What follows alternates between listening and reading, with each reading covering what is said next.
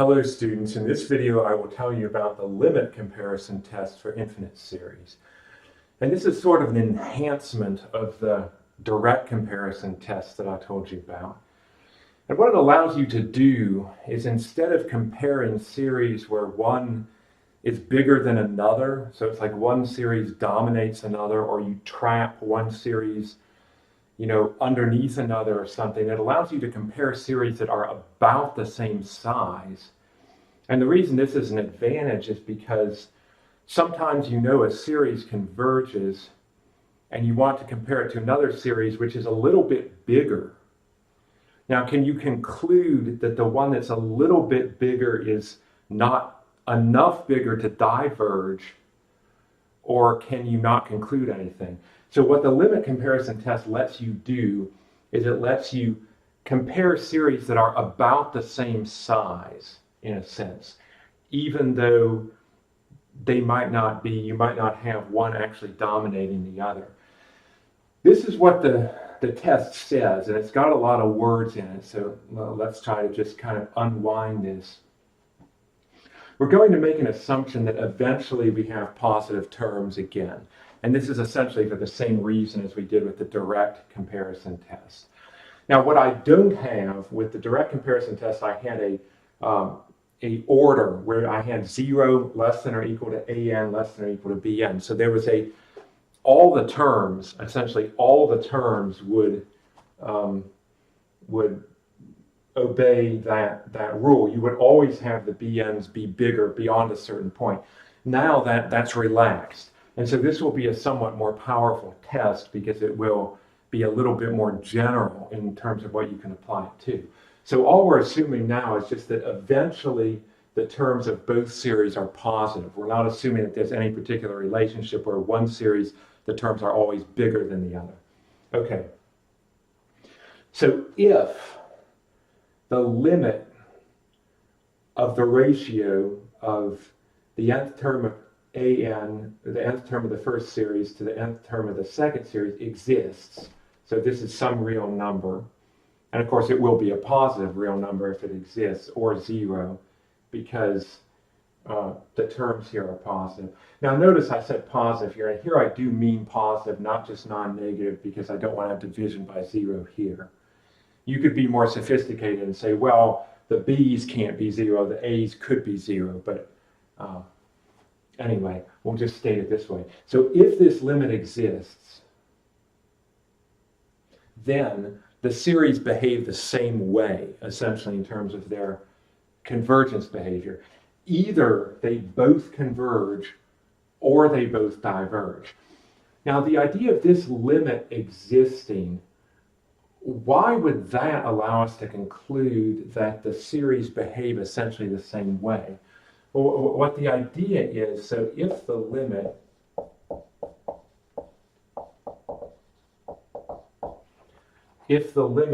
and so this is this one, so if it exists, and so I'll just call it L, and this is just some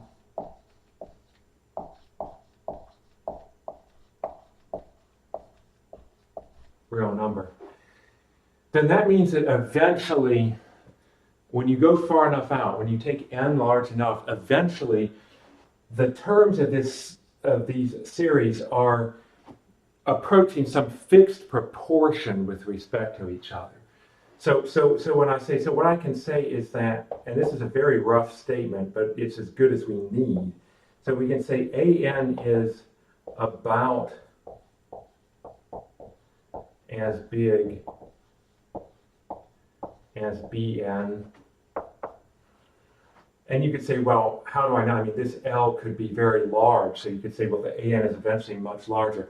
So this idea of about as big just means that it doesn't go, that the ratio doesn't go to infinity or to 0. Actually, there is a case when it goes to 0. So let's assume just in this case that we're going to have it be bigger than 0. So this is some positive real number. So in this case, an's about as big as bn in the sense that there's a fixed proportion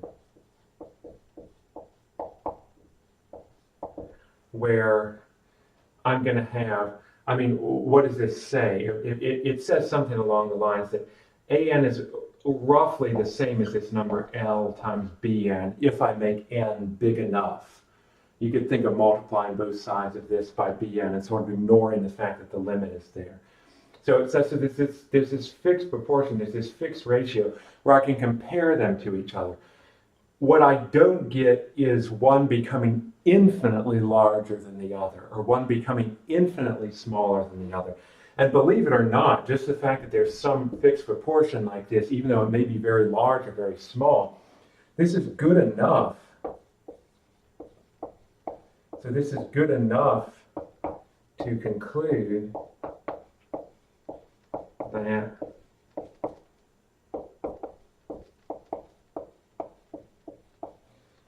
the convergence behavior is the same.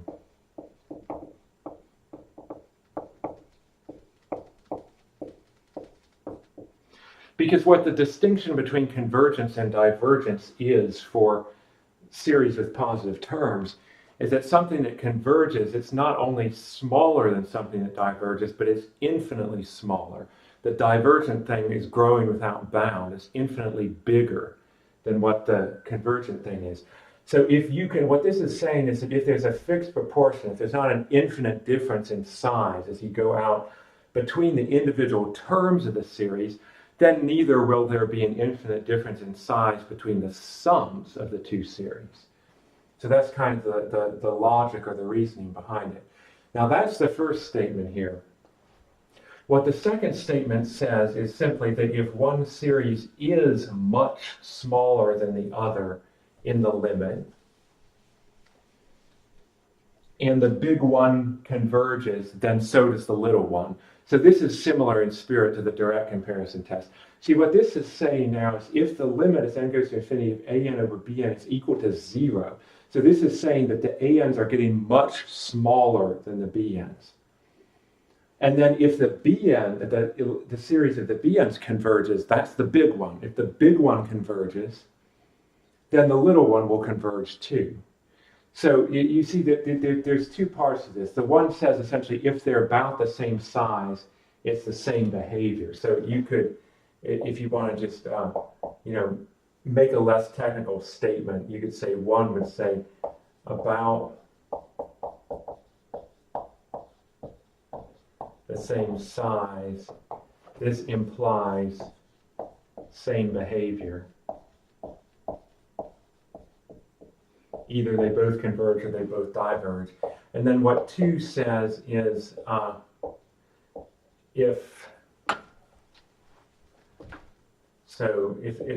if one is much smaller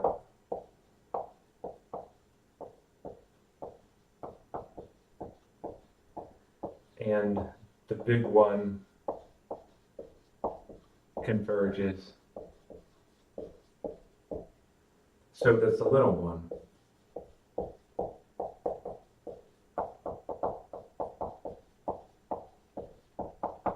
So that's perfectly logical. That's exactly what you would expect to happen.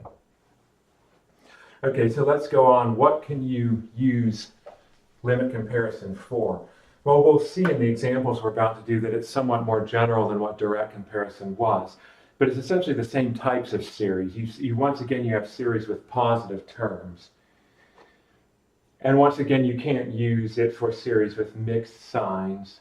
And you can't use it for series where, in particular, the positive terms, you can't have a division by 0 here. So you have to be careful with that.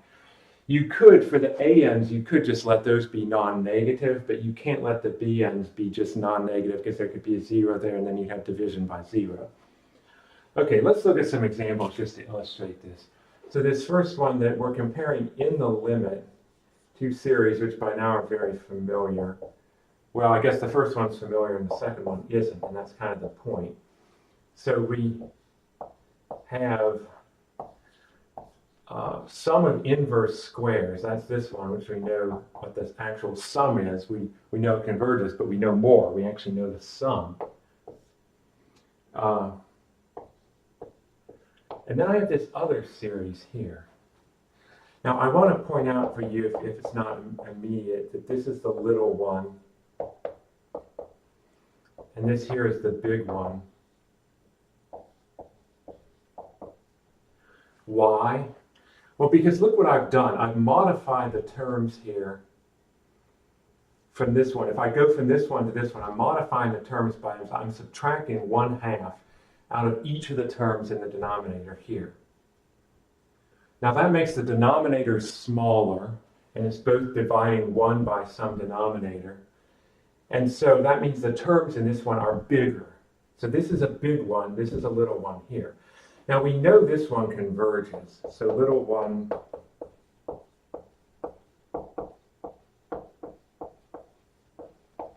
converges to, I've said it many times now, pi squared over 6. Now notice that I cannot use direct comparison here.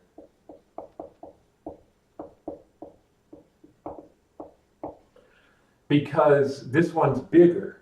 See, remember it's a direct comparison. It said that if the big one converges, then the little one will converge.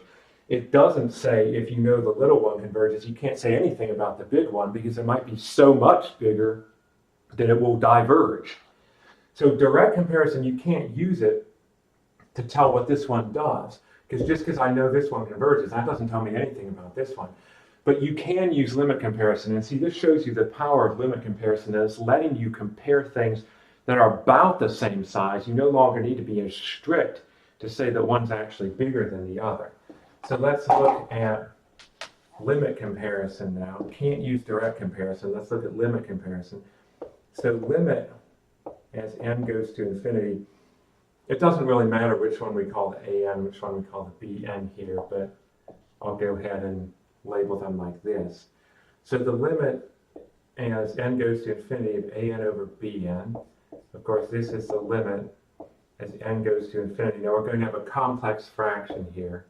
So this is going to look like 1 over n squared over 1 over n squared minus 1/2.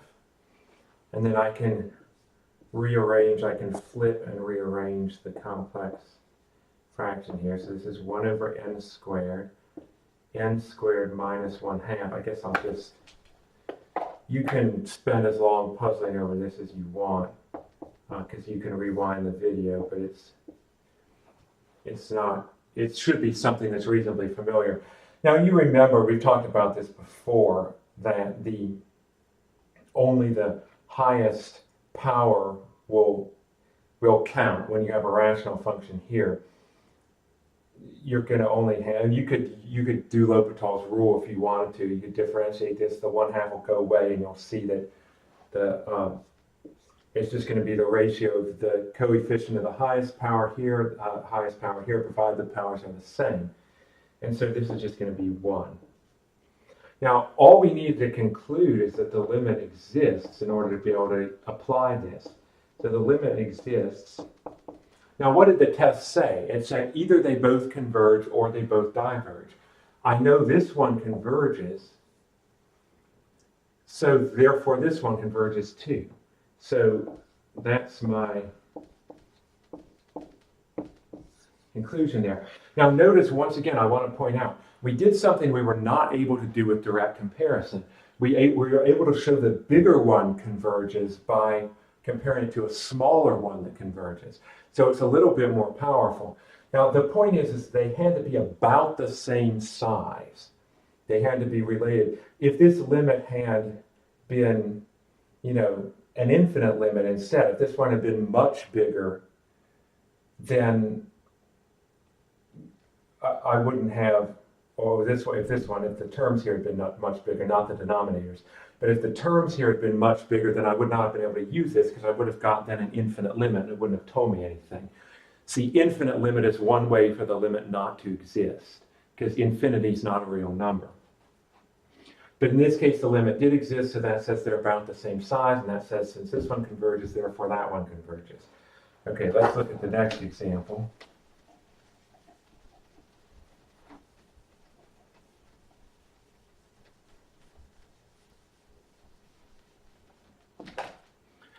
So this one is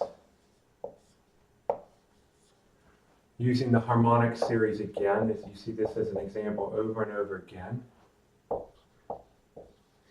I'm going to do something similar where here I'm going to change the denominator, and here I'm going to change it by adding 10 to each of these terms here. Now, of course, if you start writing out what this series is, this is 1 over 1 plus 1 over 2 plus 1 over 3 plus dot, dot, dot, and you know this is going to diverge to infinity. This one here, it starts out at a later point. So 1 over 11 plus 1 over 12 plus 1 over 13 plus dot, dot, dot. Now you really know already, this is all the same terms as what this one has, except it just starts later. And because the first few terms of this are going to add up to a finite number, the fact that this diverges, you know already this is going to diverge for sure. But just for the purpose of illustrating the test, what you could say is that this one looks much smaller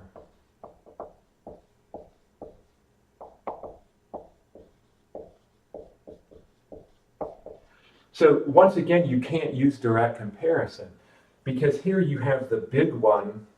So this is the big one here.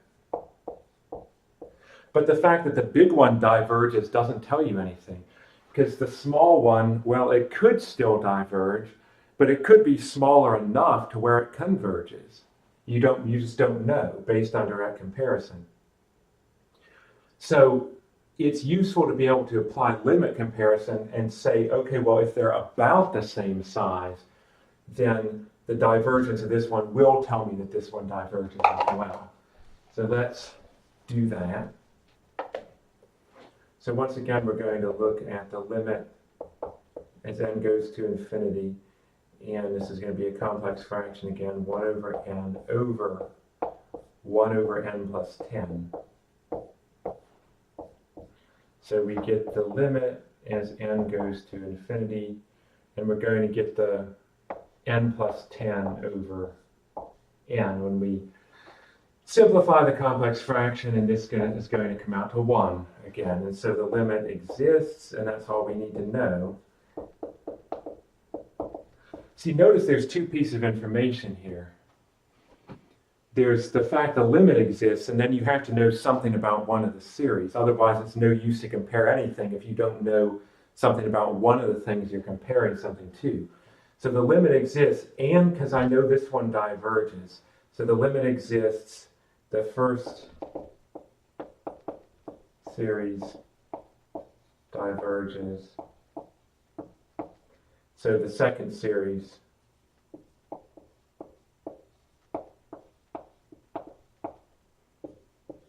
the second series also diverges.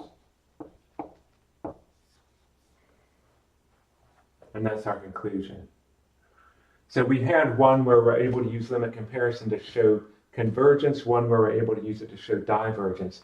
Now there's another example here, and this is intended to show you once again how if you don't be careful to have positive terms, you can get yourself in trouble.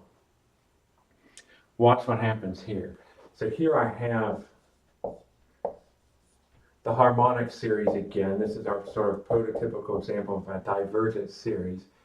And then I have this kind of interesting looking series with alternating signs. And that's got a 1 over a square root of n. Now let's look at the limit here. So let's look at the limit. So I'm going to call this one an and this one here bn. Let's look at the limit as n goes to infinity of an over bn.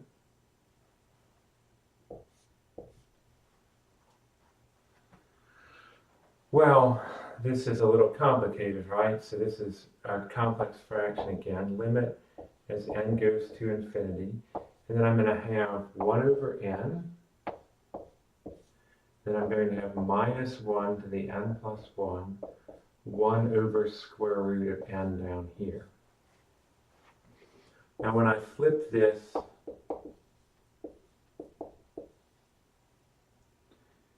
up into the numerator, so I'm going to have here minus 1 to the n plus 1 square root of n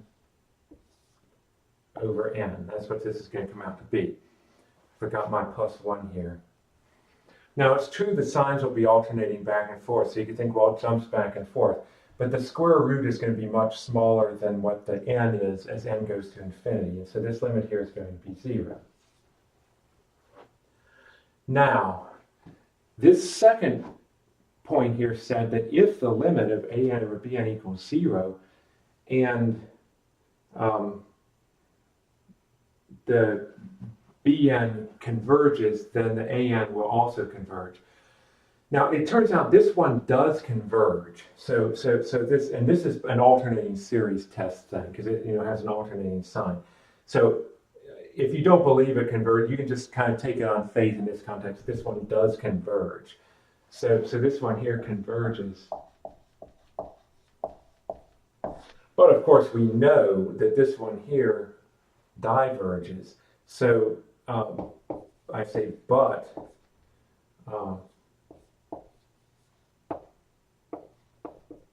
n equals 1 to infinity 1 over n diverges. So what went wrong? Well, again, it was the issue with the positive terms. The reason this one was able to converge, even though the individual terms are larger in size than what this one was, is because there's some cancellation going on, because the signs in here is going back and forth, and so each one sort of cancels part of what came before. And so that kind of works out to where it's going to make it be much smaller than it would be if all of the terms were positive.